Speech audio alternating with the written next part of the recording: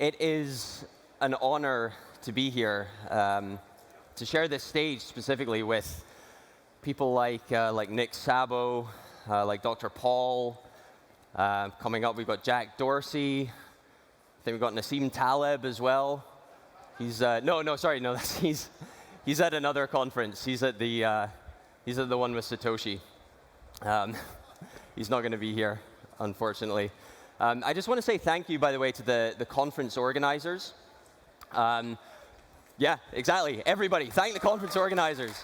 On your behalf, obviously, because this is incredible. On mine specifically, because without months of their hard work, I wouldn't have been able to come at all, never mind to speak. I've actually never been in Miami before. And I think, as great as it is, I've been at the conference most of the time. Probably the best thing is just that everything's open. Like, how great is that? Just on that note, though, sorry, if anyone is wants to come and interact with me later on, I know this is really awkward. I'm sorry, but if you think you maybe have COVID, can you just please give it to me? Because if I fail a COVID test, I am legally prohibited from leaving Miami, which would be amazing. So yeah, I'm here. I am not a squirrel. I did think about renting a squirrel costume, though. I think the only reason I didn't go for it is the heat in Miami, because I don't know if you know this, if you can tell from my accent, that I'm from Scotland. It's nearly this hot in Glasgow, Sorry, I said it is never this hot in Glasgow. So I work for a financial services firm in Scotland, and there's a guy in my firm, senior guy, a partner actually, who has a story that he likes to tell at conferences, not too dissimilar from this, I don't think, just more suits and ties and fewer degenerate plebs. You can clap for that if you want, I suppose. It's about how he's pitching for the business of an ultra-high net worth individual, right? So we're talking 6.15 Bitcoin minimum, maybe more. The guy lives in a castle, literally a castle, complete middle of nowhere.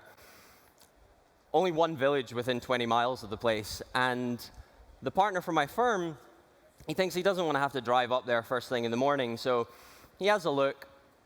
Turns out there is one B&B in this village, so he goes up there and he stays the night before.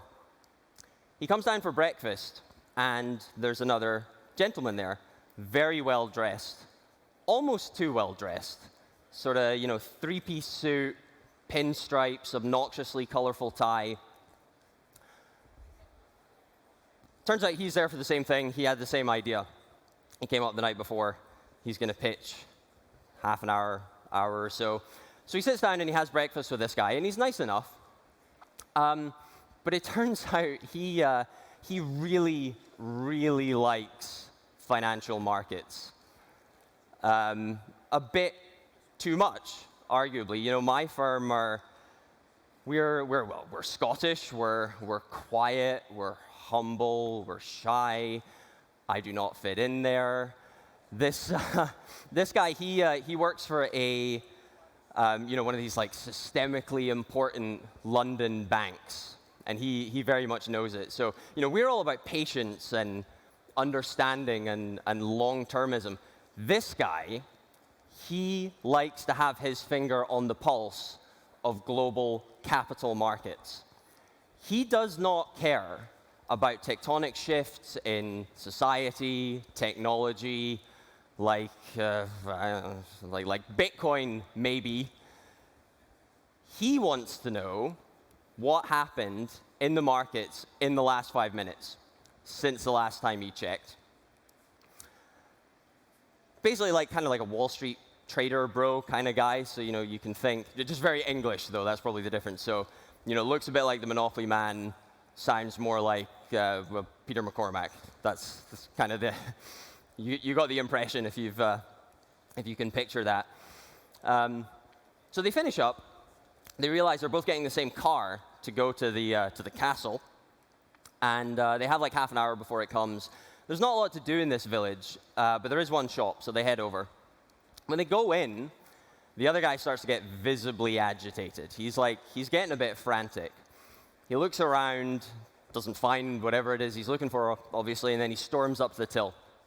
There's a little old lady at the till. She says, "Good morning, and what can I do for you?" He says, "Do you have a copy of the Financial Times?"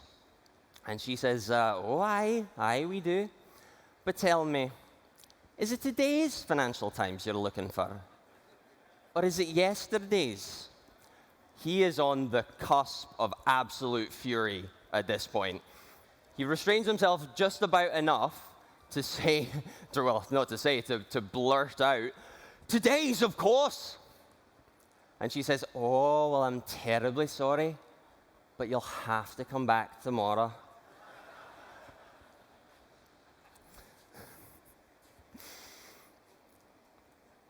So there are people out there like Fragile Nassim who like finance. There are people out there like the Techno Clan who like tech. But there are also people like the little old lady and people like me who care a lot more about stories. And to be honest, I don't know if that really happened, to be completely honest. The guy who tells it's basically a glorified salesman. Any good salesman knows you never let the truth get in the way of a good story. We're going to jump in the deep end. So, what is the biggest company in the world? Just shout out, say, anybody answer. Somebody actually gave the right answer. I'm going to ignore that. Somebody else said, I think, Apple, maybe Amazon. It's not Walmart, no. It is, in fact, Saudi Aramco. Ignorant, xenophobic Americans. Apart from you knew the answer. Well done. It's not tech. It's not finance. It's not American. It's oil. It's dirty, filthy hydrocarbons from the Gulf. The real Gulf, by the way, not the original, not Mexico. Who is this guy? I know none of you know, I'll just tell you. This is Yasir bin Othman Al Rumayyan. He is the chairman of Saudi Aramco. He's also the governor of the pension fund, the public investment fund, of the Kingdom of Saudi Arabia. He doesn't give a shit about payment streaming or discrete log contracts or sidechain tokenized securities. He cares that Bitcoin is halal. He can put tens of billions of dollars into Bitcoin, maybe hundreds of billions. His influence can lead to trillions, easily. Now, I'm not a Muslim. I am envious of Muslims in this case, though, because it's a much easier case to make if you're from a culture that hasn't done its best to suppress, if not exercise, its religious roots. If you're in that setting, all you say is Bitcoin is halal, and you're done. In the West, you have to come to Miami and listen to me for 20 minutes, so I'm really, really sorry about that. American Hodl had a great tweet in response to Bitcoin is Venice. He said something about increasing personal freedom. I then replied, you're more of a Bitcoin is Ariadne kind of guy. I'm more kind of a Bitcoin is gravity guy myself. And then American Hodl went for the money shot. And unfortunately, this was like 2 or 3 American Hodls ago, so the tweet doesn't actually exist anymore. Otherwise, I just put it up on the screen. But I remember it really clearly. He said, you can shove the entirety of Western civilization through Bitcoin. And you know what? It works. And I agree. I think it does work. I think we need to do it. And it's what I'm going to do for the rest of this talk. Does anybody know what this is? You can shout out again if you like. It's arguably one of the founding texts of the Western canon. Anybody? Yes, the Odyssey. Correct. If there's a more poignant and clear metaphor for the path that Bitcoiners have chosen, I'm not sure that I know it. Odysseus spurns immortality and the love of a goddess because it isn't real. That's not what he wants. What he wants is his home and his family back. The journey is perilous. It takes years, decades even. They have to fight Cyclops. They have to resist sirens. That's what's happening here. And a lot of these analogs are painfully obvious to our situation, but eventually, Odysseus gets back what is his. One of Keats's better-known poems is based on the power of this story, but with an interesting twist. So, on first looking into Chapman's Homer, is a beautiful sonnet, and in the first half or so, Keats talks about his love for classical lore. But in the second half, he switches to talking about how much more he's able to appreciate it with the deemed to be excellent translation of the Elizabethan playwright George Chapman. Now, of course, the poem is not really about Homer. It's about the profound psychological experience of understanding something in a new way, having it presented to you such that you can understand it at a more fundamental level than you ever previously did. Then felt I like a watcher of the skies when a new planet swims into his ken. It's usually thought to be about, not necessarily Homer, but just a great work of art, any great work of art, as the Odyssey surely is. But I think it can be stretched further. Does Bitcoin not lead everybody, well, eventually lead everybody, to understand money, finance, economics, history, political philosophy? I could go on and on. Not just more deeply, I don't think, but in a sense, more tragically to realize that they never really understood them in the first place. And are they not then stunned and humbled at what they are now only starting to learn? Like stout Cortez, when with eagle eyes he stared at the Pacific, and all his men looked at each other with a wild surmise, silent upon a peak in Darien. Okay, I realize this is not exactly the most accessible material, but the one I have next is everybody will know this. This is a crowd pleaser. This is a fan favorite. Do you guys know what it is? You want to guess? No? Yeah, you do. Come on. He got it. You're right. It is The Brothers Karamazov by Fyodor Dostoevsky. Well done. I'm not going to butcher this novel in the 2 or 3 minutes I plan to talk about it, but I will talk about what I think is the most famous passage, the Grand Inquisitor. Here's the Cliff Notes version. Jesus Christ comes back during the Spanish Inquisition. He goes around doing Jesus-y things. He gets arrested by the Inquisitors. He gets sentenced to death. The Grand Inquisitor visits him in his cell. And this is like 90% of the passage. I'm not going to say everything that he says. I'm not going to go over it. But basically, he's a dick. He is a condescending asshole who explains a number of reasons why actually in this circumstance it makes perfect sense to kill Christ, why it aligns perfectly with the mission of the church and the Inquisition. Because he's dangerous, essentially. Because he might lead people to think for themselves. And then who knows what they're going to do? I mean, they might be naughty.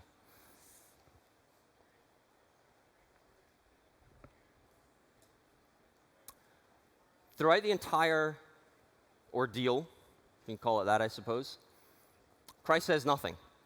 At the very end, he kisses the Grand Inquisitor on the lips. The Grand Inquisitor lets him go. He leaves. He disappears. And that's it. That's the end.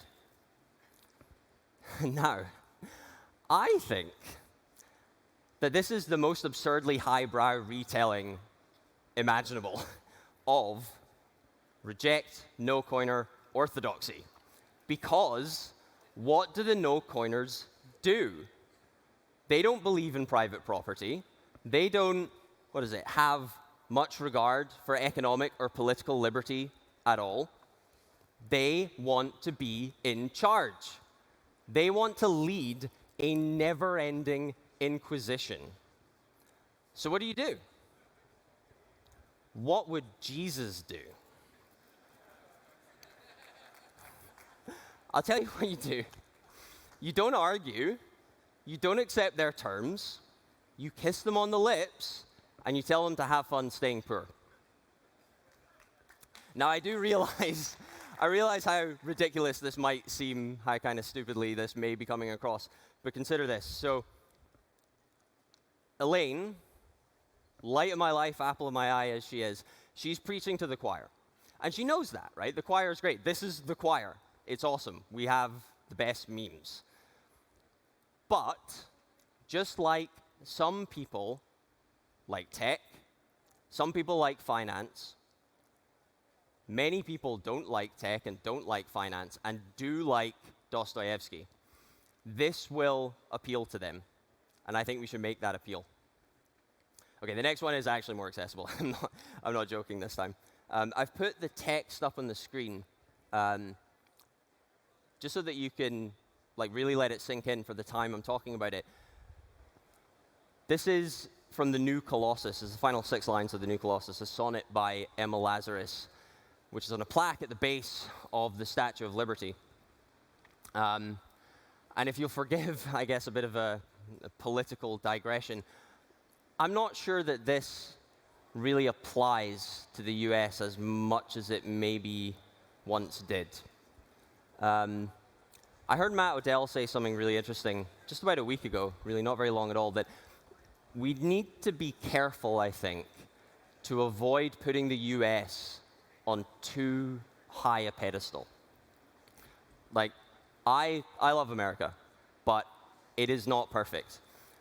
I mean, it's called the petrodollar for a reason, for example.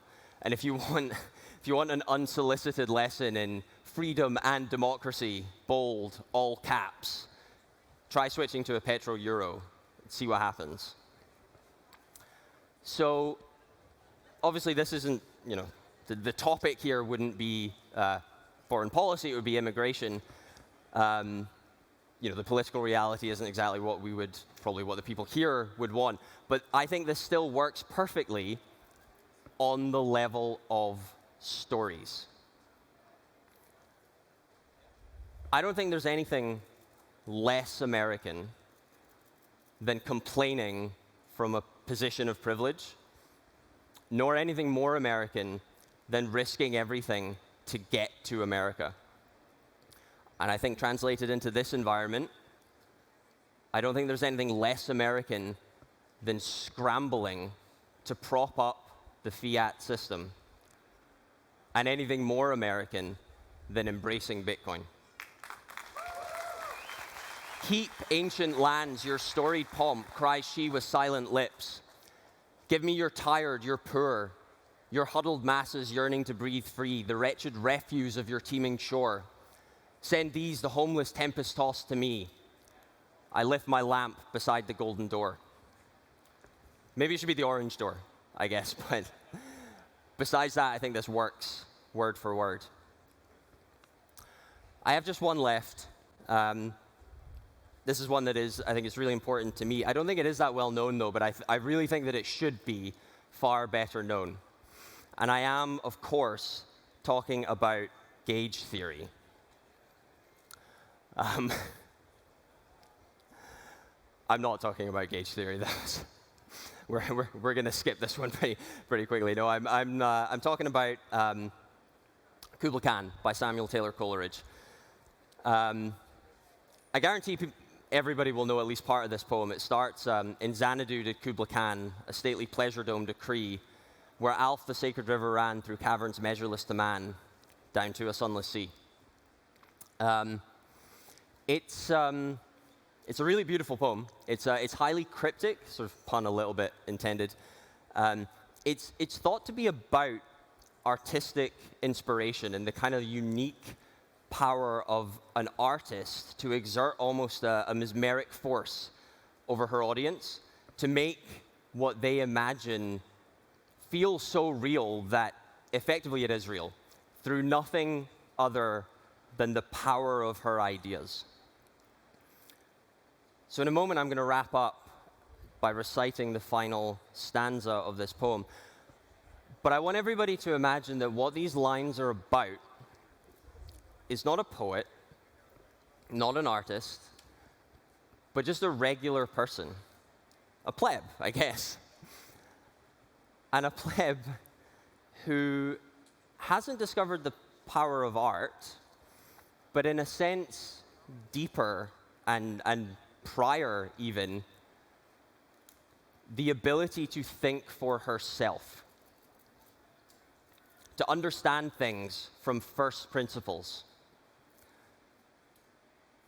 to believe things not because she should, not because it's in someone else's interest for her to do so, but because she understands them.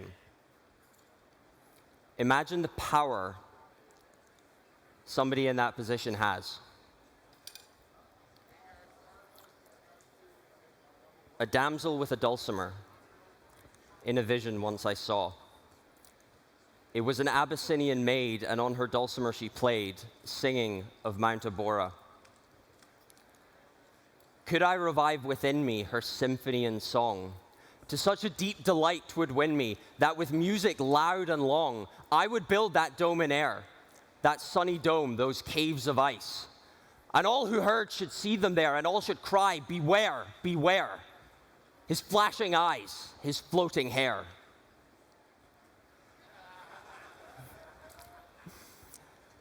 Weave a circle round him thrice, and close your eyes with holy dread. For he on honeydew hath fed, and drunk the milk of paradise. Thank you so much, everybody, for your time. Stay humble, stack sats. Enjoy the rest of the conference.